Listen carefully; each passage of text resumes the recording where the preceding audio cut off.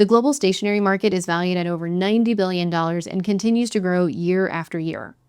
Within that market, journals and notebooks alone make up billions. Journals just like these are some of the most consistent sellers year-round. So what if you wanted to test the waters without investing in binding equipment, specialty paper, and all of the equipment that goes into building a journal from scratch? Let me show you a way to test proof of concept with your market and your ideal customer first.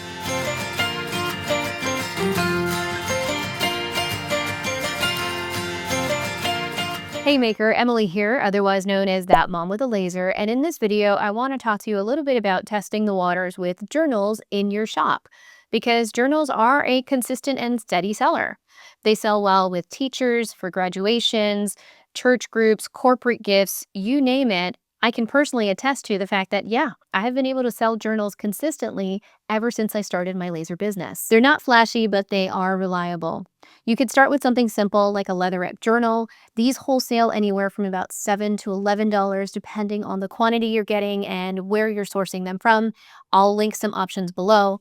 But you might also want to consider your own laser engraved version with these wooden covers that definitely elevate the journaling retail experience. However, like I mentioned, instead of investing in a guillotine and a binding machine and specialty paper and who knows what else is involved in making them from scratch, you can definitely start a lot simpler. You can take a store-bought journal like this one that I got from Walmart for about $9, okay, and switch out the covers and make your own laser engraved wooden covers to definitely elevate the product itself, and retail it anywhere from $25 to $30 if it's not personalized, and possibly a little more if it's personalized. That's a nice little profit there where you can test the waters without having to invest too much into it in the beginning. The strategy here is to see if your audience responds, if the designs you're using are moving, and if the demand is really there. If it is, then you would justify investing in better equipment to lower your production cost and increase your margins. So, as I show you how I went from this to this, I want you to think about smart scaling. So are you ready? Let's go. All right, my friends, so I love this file, and of course I love doing things in every way that I can. So the first thing we're going to do is we're going to engrave it on a Leatherette journal. I love these. There are so many different places where you can get these. I will link different sources, obviously, in the description box below. You just want to make sure, don't do what I have done in the past and engrave it on the wrong side, right? You want to make sure if it has this ribbon here that you're engraving it on the correct side, okay? So I'm going to go ahead and set it down on my laser and get it into focus. Now, when you're working with Leatherette, a couple of tips. You'll definitely want to make sure that you increase your lines per inch. And I typically like to defocus about 1 to 2 millimeters, all right?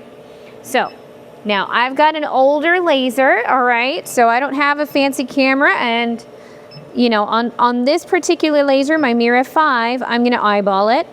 I like to frame it from the top right corner, so let's make sure that it's lining up nicely on my book here. All right, that's beautiful. Let's go ahead and run it. Now, another tip, when you're working with a Leatherette, you typically want to do faster speed and low power. You don't want to burn through it, right? So just keep that in mind. Fast speed, low power.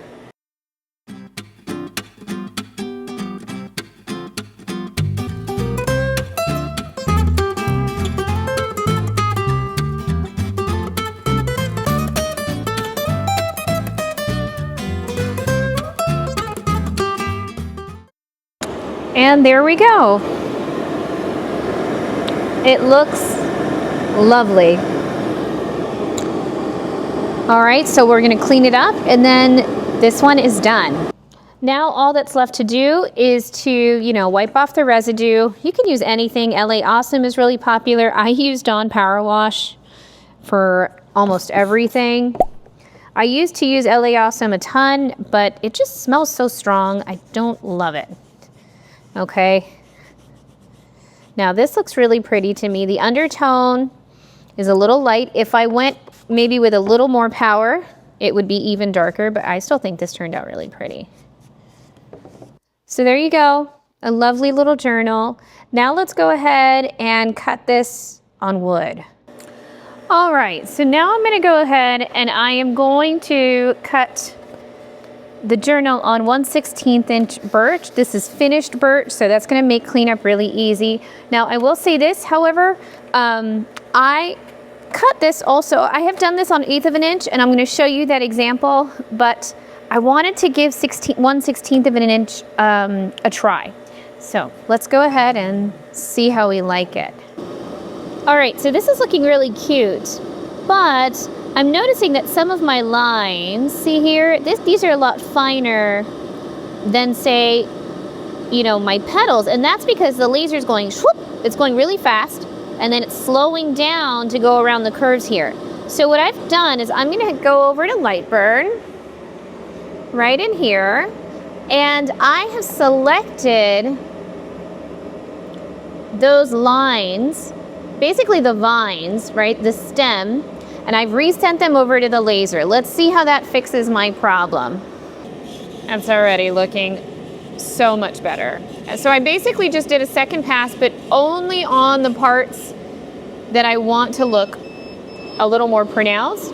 Now what I would do for this in the future, maybe it's different on your laser, right? But my straight lines needed a little more love than my curved lines. So I will probably make them a different layer and increase the power or slow down the speed on those. So when I was selecting them, I grouped them all together. So all I would have to do is change the color, right? And then increase my speed or slow down my power. And that'll come with testing in time, but there's another tip there if you've never done that before. So now that this is ready, I'm just gonna go ahead and see, I told you, I used Dawn Power Wash for almost everything. I'm gonna clean off some of the residue. And again, because this is sealed, I don't have to sand it or anything. It's so nice and clean. I actually really love it.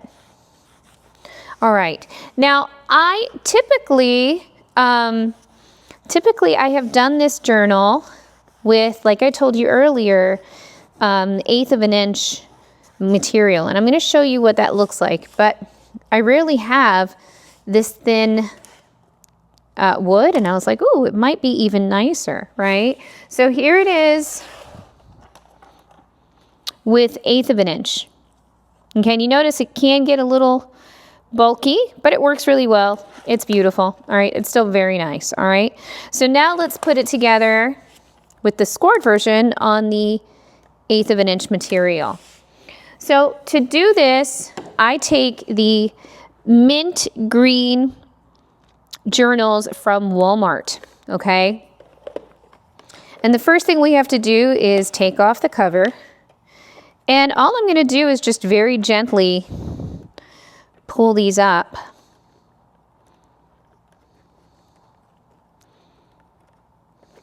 So I can pull this out, just like that.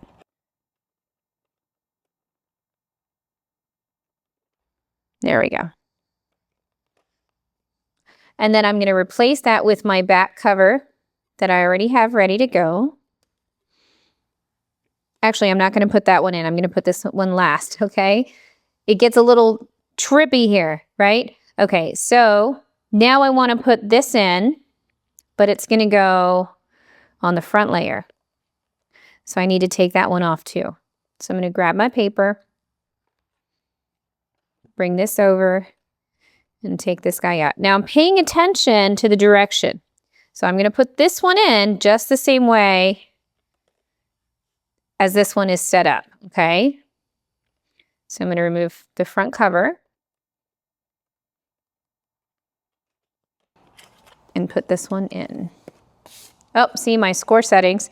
See, again, I don't work with this too much, so my score settings were too strong. I got to dial those in.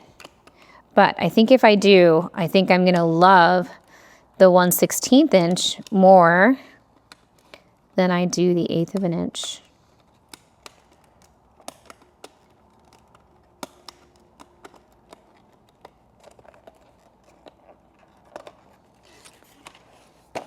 Ta-da!